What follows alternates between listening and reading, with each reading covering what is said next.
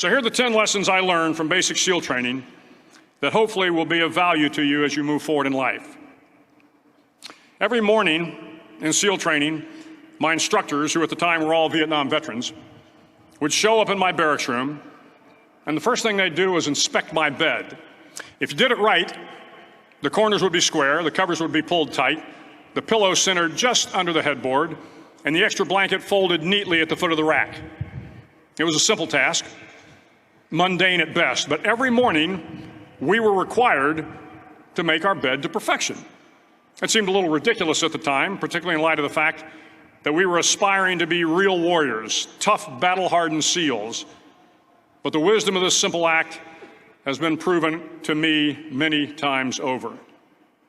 If you make your bed every morning, you will have accomplished the first task of the day. It will give you a small sense of pride, and it will encourage you to do another task, and another, and another. And by the end of the day, that one task completed will have turned into many tasks completed. Making your bed will also reinforce the fact that the little things in life matter. If you can't do the little things right, you'll never be able to do the big things right. And if by chance you have a miserable day, you will come home to a bed that is made, that you made. And a made bed gives you encouragement that tomorrow will be better. So if you want to change the world, start off by making your bed. Declutter your life to reclaim happiness. Nowadays, one hears a lot of people complaining about their life becoming highly complicated, extremely busy, and exceedingly mechanical.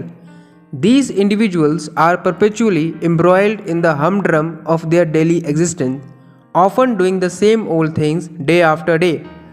What drives them is a false hope that this fervent activity will somehow lead them to abundant happiness and meaningful existence.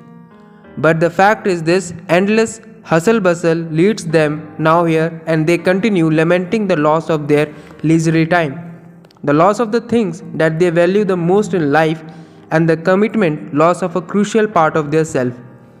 If we pursue our life deeply, we will realize that we accumulate far too many things than we actually need.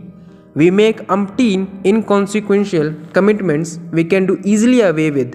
We always carry an almost endless list of unfulfilled desires, and we never pause for even a moment to introspect where we are headed to with all this.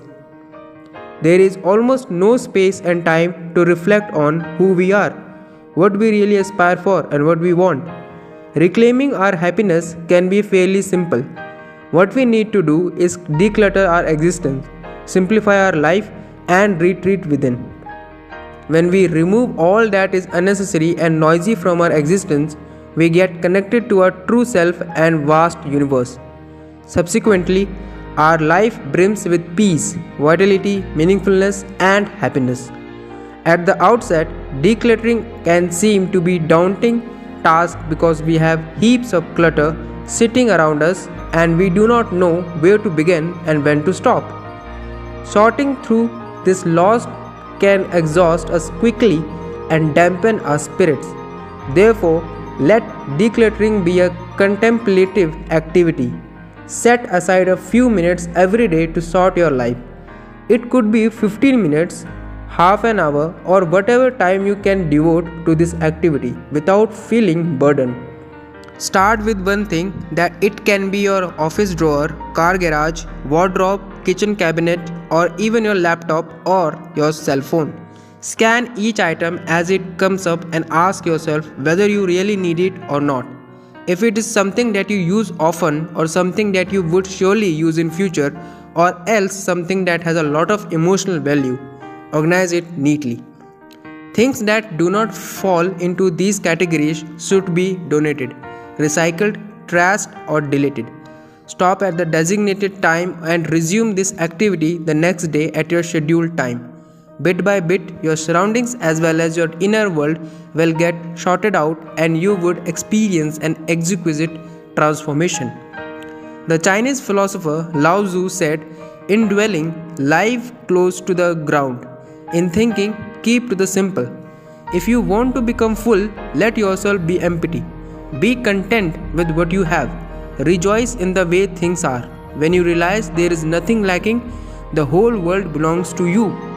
Therefore, let us start working consistently, cleansing our life of all the clutter and finding joy in the new alignment.